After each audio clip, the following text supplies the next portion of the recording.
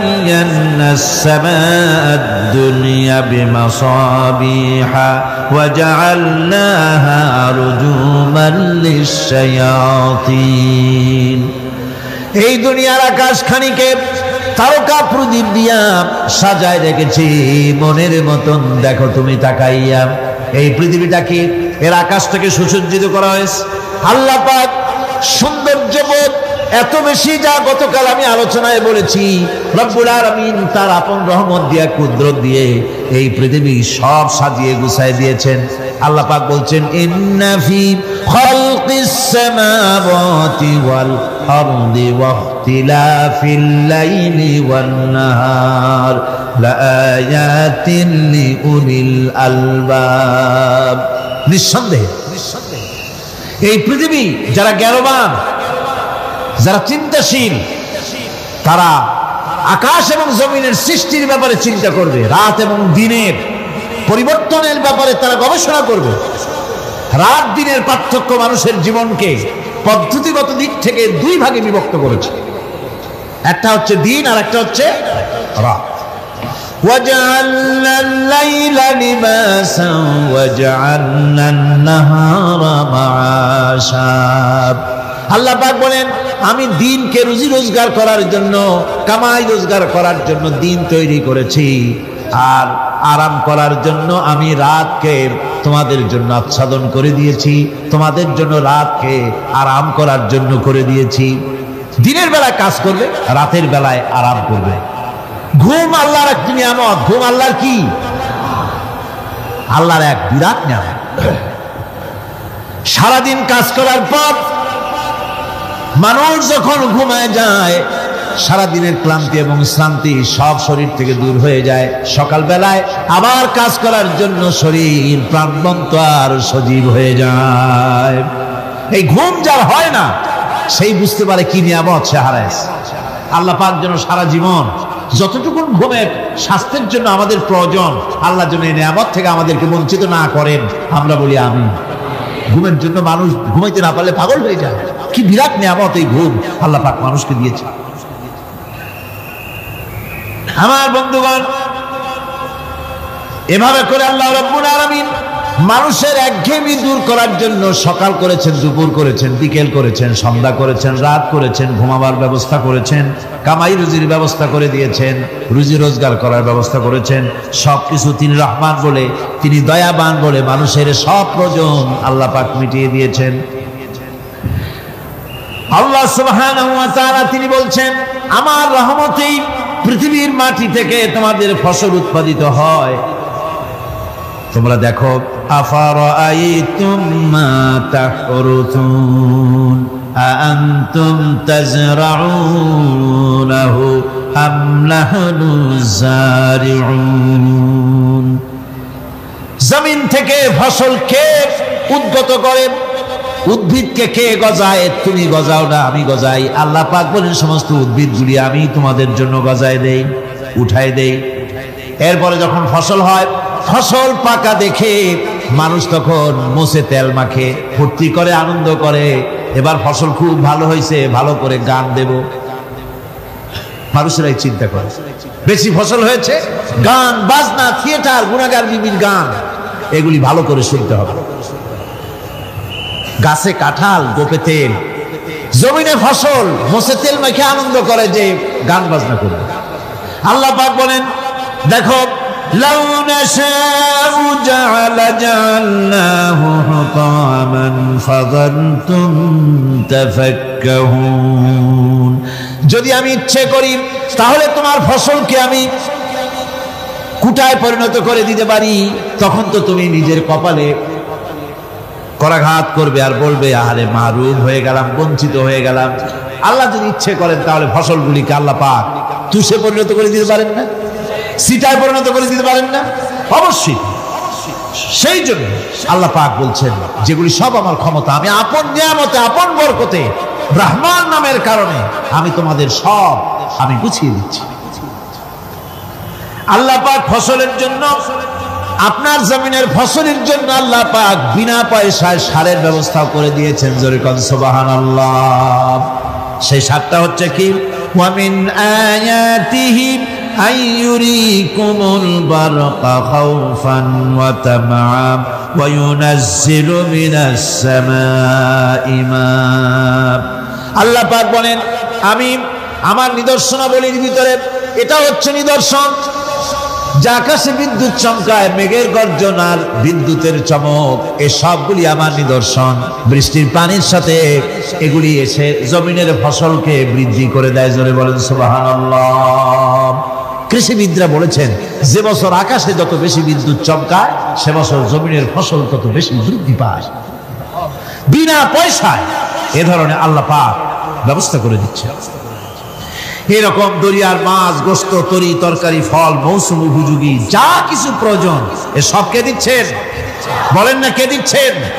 ওয়া মা মিন দাব্বাতিন ফিল আরদি ইল্লা আলাল্লাহি রিজকুহা। এই পৃথিবীর মুখে এমন কোন বিচরণশীল জীব নাই যে জীবের রিজকের দায়িত্ব আল্লাহ পাক নিজ হাতে গ্রহণ করেন নাই। এবার দেখেন আল্লাহ পাক আরো বলছেন, ওয়াকাইয়্যিম মিন দাব্বাতিন লা তাহমিলু রিজকুহা আল্লাহু ইয়ারযুকুহা ওয়া ইয়্যাকুম। বহুত প্রাণী এমন আছে যে প্রাণীরা রিজেককে সঞ্চয় করে না। আমাদের রিজক তো সঞ্চয় করা আছে, আমাদের ব্যাংকে টাকা আছে, গোলায় ধান আছে, চাউল আছে, আছে কিনা? কম থাকুক বেশি থাকুক আছে তো। কিন্তু পৃথিবীতে এমন বহু প্রাণী আছে যাদের কোনো সঞ্চয় নাই। এই ধরনের অসংখ্য প্রাণীকে আল্লাহ রাব্বুল আলামিন বলেন, এই ধরনের অসংখ্য প্রাণীকে আমি আল্লাহ রাব্বুল আলামিন তাদের খেতে দেই। সকালবেলায় খালি পেট নিয়ে সমস্ত প্রাণীগুলি ঘর থেকে বেরিয়ে যায়, পানি থেকে, গর্ত থেকে, জঙ্গল থেকে সব বেরিয়ে গেল ক্ষুধার্ত পেটে। আবার বিকালবেলা পর্যন্ত সারাদিন তাদের আহার জোগাড় করে তাদের পেট ভরাইয়া সবগুলিকে আপন আপন গৃহের মধ্যে আমি আল্লাহ ফিরায় দেই।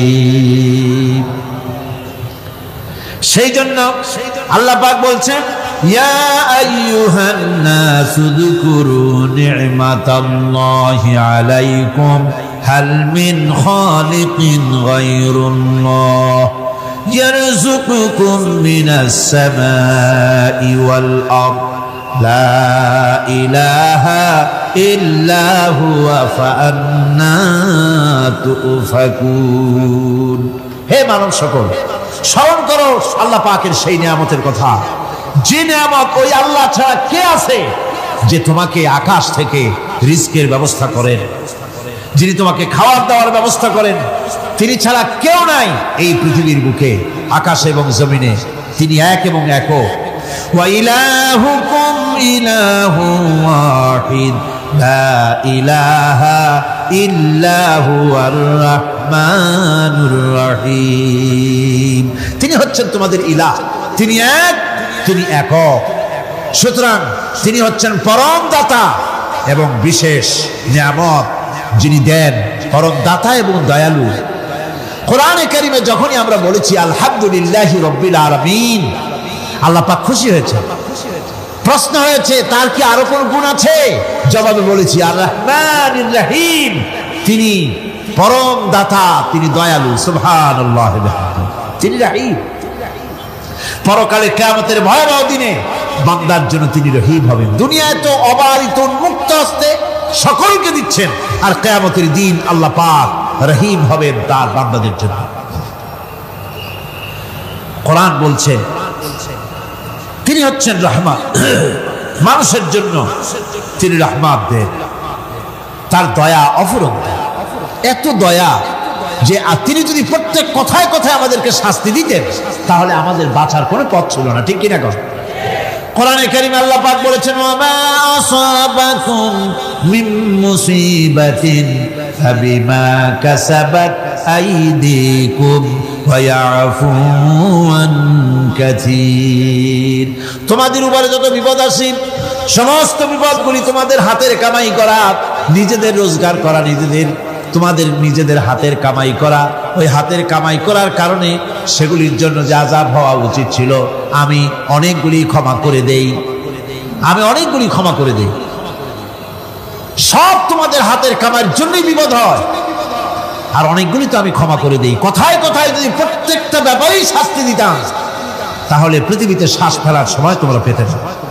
আল্লাহ পাক হচ্ছেন সেজন্য রহমান, আর তিনি রহিম। কিয়ামতের দিনের জন্য এই পৃথিবীতে মানুষ গুনাহ করা স্বাভাবিক। গুনাহ করা স্বাভাবিক কিনা কর? সব মানুষই গুনাহ করে।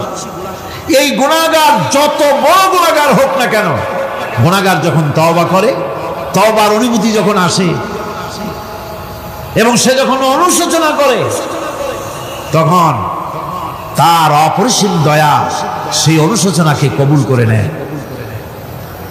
অনুশোচনার এক বিন্দু অশ্রু গুনাহগারের অনাচারের সমস্ত দাগ মুছায় দেয়। মনে হয় যেন তার আমলনামায় কোনো দাগই ছিল না। সুবহানাল্লাহ। এজন্য বলা হয়েছে তাইবু মিনাজ যামবি কামান লা যামবা লাহু। গুনাহ থেকে যে তওবা করে, মনে হবে তার সে কোনো গুনাহই করেই নাই, কোনো গুনাহই করে না। আমার বন্ধুগণ, আল্লাহ পাক কেমন রহিম। এই পৃথিবীতে মানুষ যত অপরাধ করে, সেই অপরাধ বাপের সাথে করুক, মায়ের সাথে করুক, ওস্তাদের সাথে করুক, পীরের সাথে করুক, অপরাধ করলে পরে কেউ বলে না যে কাছে আয় ক্ষমা করে দেই। কেউ বলে নাকি? কেউ বলে না। আল্লাহ পাক কেমন রহমান, এমন রহিম। বান্দা যখন গুনাহ করে, আল্লাহ পাক গুনাহগারদেরকে ডাকেন, চুরি করেছিস, গুনাহ করেছিস, মদ খেয়েছিস, জিনা করেছিস, জুয়া খেলেছিস, হত্যা করেছিস, কুফরি করেছিস, শিরক করেছিস, যত রকমের পাপ করিস না কেন, ফিরে আয়, ফিরে আয়, চোখের পানি ফেল, আমি আল্লাহ রব্বুল আলামিন মাফ করে দেব। কোরআনে কারীম বলছে ইল্লা মান তাবা ওয়া আমানা ওয়া আমিলা আমালান সালিহান ফাউলাইকা ইউবাদদিলুল্লাহু সাইয়্যাতিহিম হাসানাতিন ওয়া কানা আল্লাহু গফুরার রহিমা। কিন্তু যে ব্যক্তি তওবা করেছে এবং ঈমান এনে পরবর্তীকালে ভালো কাজ করেছে, তাদের মন্দ কাজগুলি আল্লাহ পাক ভালো কাজ দিয়ে বদলায় দিবেন। এত বড় একটা কথা শুনে সুবহানাল্লাহ মুখ থেকে বেরোলো না? গুনাহগার যত গুনাহ করেছে, সে যদি তওবা করে, ওই সব গুনাহ যদি না করে, তার সাইয়্যাতগুলি আল্লাহ পাক হাসানাত দিয়ে বদলায় দিবেন।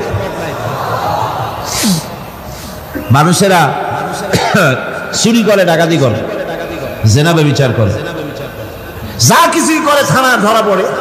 থানায় ধরা পড়লে তারপরে তার বিরুদ্ধে চার্জশিট হলো, এরপরে তার জেল হলো, ছাড়া পেল, আবার অন্যায় করলো, আবার ধরা পড়লো, যতবার জেল হলো ততবার ছাড়া পেল, কিন্তু থানায় দাগী আসামিদের খাতায়, চোরের খাতায়, ডাকাতের খাতায় নামটা তার মোছা হয় না, থানায় নামটা থেকেই যায়।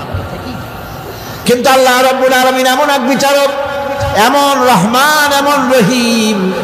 মানুষ যদি গুনাহ করে, যত বড় গুনাহ করুক, এই গুনার পরে সে যদি অনুশোচনা করে, তওবা পড়ে, গুনাহ থেকে যদি ফিরে থাকে, আর যদি সেই গুনাহ না করে, আল্লাহ পাক বলেন শুধু মাফ করি না, গুনার খাতায় যে নামটা ছিল, নামটাও আমি আল্লাহ মুছে ফেলে দেই।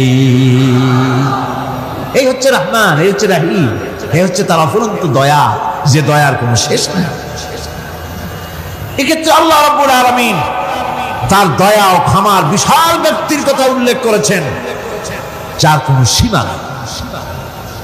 কোরআনে কারীম বলছে কুল ইয়া ইবাদিয়াল্লাযীনা আসরাফু আলা আনফুসিহিম লা তাকনাতু মির রাহমাতিল্লাহ।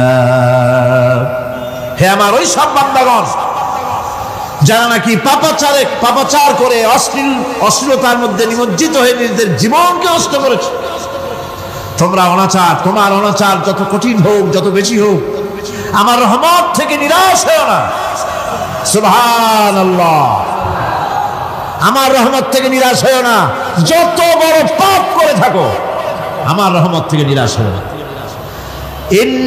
ইন্নাল্লাহা ইয়াগফিরুয যুনুবা জামিআ ইন্নাহু হুয়াল গফুরুর রহিম।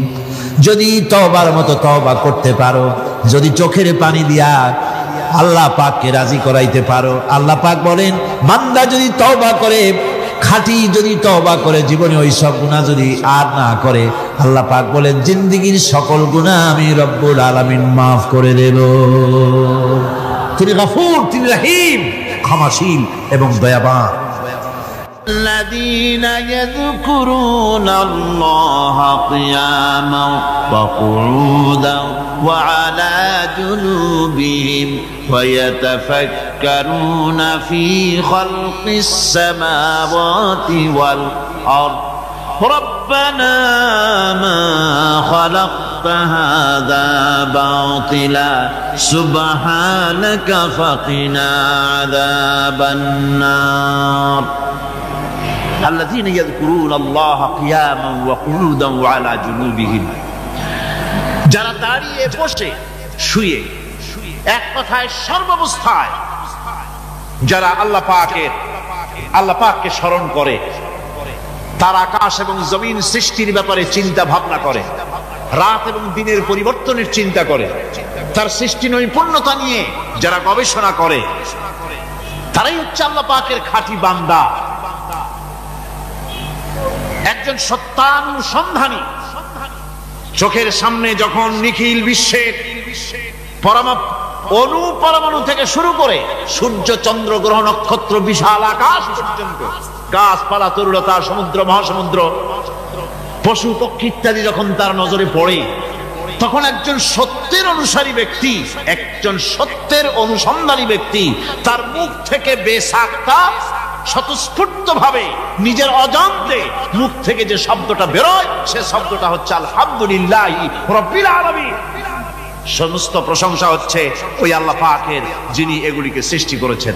আর তিনি কোনো কিছু কি বেকার সৃষ্টি করেন নাই, খামোখা সৃষ্টি করেন নাই, প্রত্যেকটির পেছনে রয়েছে বিরাট বিরাট উদ্দেশ্য।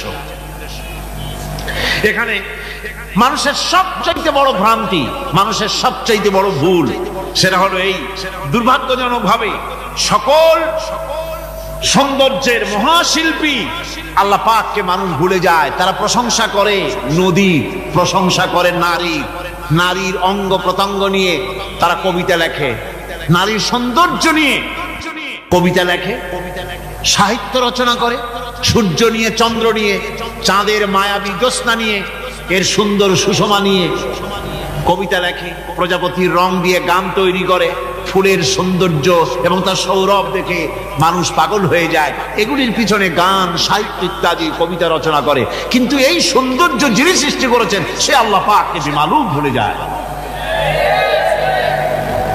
সেই জন্যে স্রষ্টার প্রশংসা করতে হবে। আল্লাহ পাক শিখাচ্ছে, শুরুতেই শিখাচ্ছে আলহামদুলিল্লাহি রাব্বিল আলামিন। পড়েন সবাই আলহামদুলিল্লাহি রাব্বিল আলামিন। এখানে আল্লাহ প্রশংসা কার? পুরস্কার আল্লাহ নয়, আল্লাহ, আল্লাহ পাকের প্রশংসা। আল্লাহ হচ্ছে ইসমে জাত। আল্লাহ কি? ইসমে জাত। কোন ধরনের অনুবাদ দিয়ে আল্লাহ শব্দের ব্যাখ্যা বুঝানো যাবে না। আল্লাহ এটাকে যদি সৃষ্টিকর্তা লেখা হয় তাহলে আল্লাহ শব্দের হক আদায় হবে? সৃষ্টিকর্তা বলতে তো বুঝাই যায়, তা তো আছে খালেক, সৃষ্টিকর্তা না, সে নাম কি? খালেক। আল্লাহ এটা কি কোনো অনুবাদ সৃষ্টিকর্তা বলে বোঝানো যাবে না। আল্লাহ হচ্ছেন এমন, পৃথিবীতে যত ধর্মের লোকেরা তাদের স্রষ্টাকে ডাকে, কেউ বলে ভগবান, কেউ বলে ঈশ্বর, কেউ বলে পরমেশ্বর, কেউ বলে বিধাতা, কেউ বলে গড, কেউ বলে জিহবা। বলেন এরকম কথা না বললে বুঝি কি বলে। এর প্রত্যেকটি শব্দের প্রতিশব্দে স্ত্রীলিঙ্গে অন্য শব্দ আসবে। ভগবান বললে কি হবে?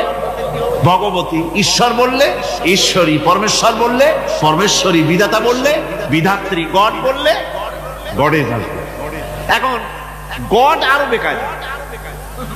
গডটারে যদি উল্টায় দেন এমন সর্বনাশ হবে যা বলার মতো না।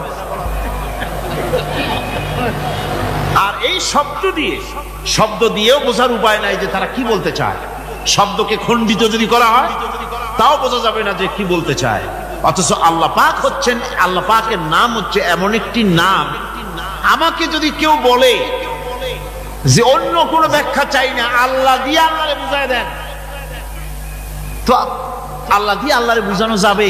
এরকম কোরআনে কারিমের মধ্যে আল্লাহ আয়াতে কারিমা সেট করে রেখেছেন। সুবহানাল্লাহ। যদি আপনারা বলেন আমাকে যে আল্লাহ দিয়ে আল্লাহর পরিচয় করায় দেন, তো আমি বলবো আল্লাহ রাব্বুল আলামিন কোরআনে কারিমের মধ্যে বলেছেন আল্লাহু লা ইলাহা ইল্লা হুয়াল হাইয়ুল কাইয়্যুম। কোন সূরা আছে? কোন আয়াতে? আয়াতুল কুরসি। পড়তে ইচ্ছা করে না? পড়েন আমার সাথে। আল্লাহু লা ইলাহা ইল্লা হুয়াল হাইয়ুল কাইয়্যুম। আল্লাহ হচ্ছেন তিনি যিনি ছাড়া কোনো উপাস্য নাই, কোনো ইলাহা নাই, কোনো মাবুদ নাই যিনি ছাড়া, আর কোনো ইবাদতের মালিক নাই। আর যিনি হচ্ছেন সদা জাগ্রত চিরঞ্জীব, সার্বভৌমত্বের একচ্ছত্র মালিক, যিনি সদা জাগ্রত চিরঞ্জীব, তিনি হচ্ছেন আল্লাহ।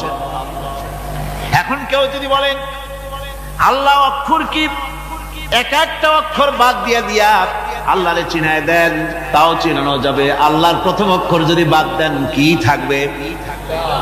কোরআনে কারীম বলছে তা দিয়েও বোঝা যাবে লিল্লাহি মা ফিস সামাওয়াতি ওয়া মা ফিল আরদ। আল্লাহ হচ্ছেন তিনি যার জন্য আকাশ আর জমিন, আকাশ এবং জমিনের একচ্ছত্র মালিক। এর মাঝখানে যা কিছু আছে সব কিছুর মালিকানা যার হাতের মুঠায়, তিনি আমার আল্লাহ। তিনি কে? আল্লাহ। এরপরে যদি বলেন আর একটা নাম ছেড়ে দেন, আলিফ সাল্লাম, একটা নাম ছেড়ে দিলাম, তাহলে কি থাকলো? লাহ থাকলো, দুইটা অক্ষর থাকলো লাহু। এই লাহু দিয়েও আল্লাহ রাব্বুল আলামিনের সিফাতকে, তার গুণকে বোঝা যাবে। লাহু মাকালিদুস সামাওয়াতি ওয়াল আরদ। আল্লাহ পাক বলেন আসমান এবং জমিনের রিজকের চাবিকাঠি আল্লাহ পাকের হাতে, যাকে খুশি তিনি পর্যাপ্ত রিজেক দান করেন। কেউ যদি বলেন লামটাও ভালায় দেন, লামটাও ছেড়ে দেন, দিলাম নাম একটা ছেড়ে, থাকলো কি? একটা অক্ষর থাকলো হু। এই হু দিয়ে আমার আল্লাহরে চেনা যাবে। ওয়া হুয়াল গফুরুল ওয়াদুদুল আরশিল মাজিদ ফাআলুল লিমা ইউরিদ। আমার আল্লাহ হচ্ছেন তিনি যিনি ক্ষমাশীল, যিনি দয়াবান, যিনি বান্দাকে মহব্বত করেন, যিনি হচ্ছেন আরশে আজিমের মালিক, তিনি হচ্ছেন সেই মহান সত্তা যিনি যা খুশি তাই করেন। সুতরাং আল্লাহ হচ্ছেন এমন এক লফজ, এমন এক নাম, এমন এক ইসমে জাত যার কোনো বিকল্প নাই, যা অনুবাদ করে আল্লাহকে স্রষ্টা বললে এটা সারবে না, সৃষ্টিকর্তা বললে সারবে না। আল্লাহ পাকের নামের বিরাট বিশাল ব্যাপক অর্থ রয়েছে। সুতরাং আল্লাহকে আল্লাহই বলতে হবে। আল্লাহকে কি বলতে হবে? আল্লাহ আল্লাহ আল্লাহ। কত মজাই নামে, সুবহানাল্লাহ। কত